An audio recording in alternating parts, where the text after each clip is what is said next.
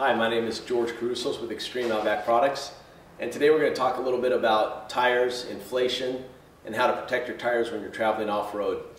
Behind me I have a F250 that has high-range tires. In other words, they're either D or E load range tires. One of the big problems tires like this have is guys go off-road and they're driving down a gravel road. Gravel road may not even require four-wheel drive, but they're tooling along with 60 to 70 psi in the tire, and this is just your standard air chuck. They run over rocks like this all day long, so all the pressure of the rock is pushing right in one small piece of the tread. When that happens, it can bruise the internal plies and belts of the tread pattern and the carcass. That can cause a delamination or separation. It may not happen when you're off-road, driving down your favorite gravel trail to go to a fishing hole or something like that, but on the way back home, you're driving 65 miles an hour on the freeway, you can get a delamination if you damage the interior of the tread, something you will never see from looking at it outside.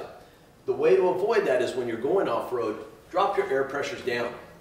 Your pressure that you drop down to is going to depend on the speed and the weight of the vehicle and how fast you're traveling. Most of us drive 15, maybe 20 miles an hour when we're driving on gravel roads in good condition. Maybe drop this tire down to about 18 psi. We want this rock or air chuck or whatever you're running over to get enveloped into the carcass, not to put the whole weight of the vehicle on one little spot. Very similar to stepping on a very sharp stone with one spot on your foot as opposed to putting your heel down, your arch over it, and then your toes down. You want to dissipate the energy of the rocks going into your tire. No matter how good your tire is, a rock will always be stronger.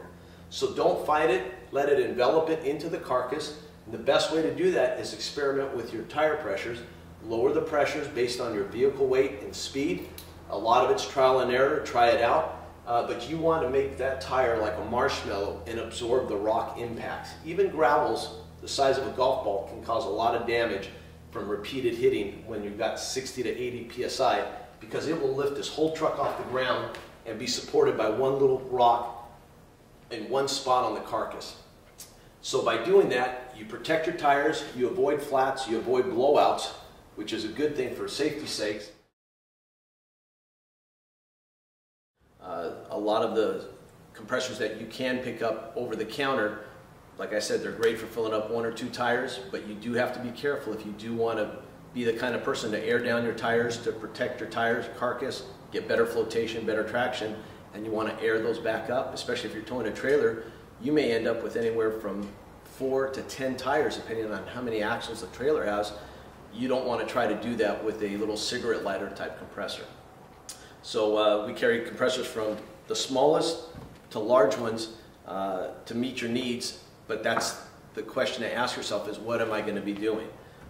And when you have the larger compressors, they do cost more money, but they do save you money in the long run from time, the ability to keep your tires from getting flat because you're more willing to air them down and air them up because it's not a hassle, and safety. You know, getting a carcass bruise in the tread plies, you may not know it and you can get a blowout or a delamination at speed, which could be dangerous.